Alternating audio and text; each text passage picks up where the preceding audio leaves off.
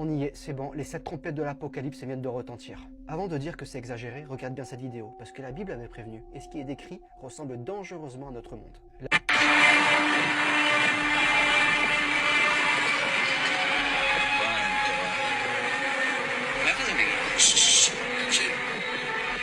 La Bible ne parle pas d'une fin brutale et soudaine, elle parle d'un processus. 7 trompettes, 7 avertissements soufflés une par 7 anges. Chaque trompette est plus grave que la précédente, comme si l'humanité avait plusieurs chances de se réveiller avant d'atteindre le point de non-retour. Mais que signifie chaque trompette? Alors, la première trompette décrit un chaos venu du ciel. Feu, glace, sang. La nature elle-même devient incontrôlable.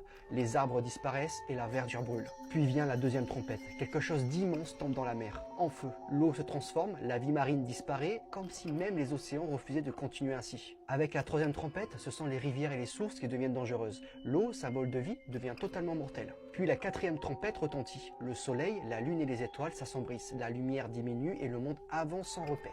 La cinquième trompette n'apporte pas la mort immédiate, elle ouvre un abîme.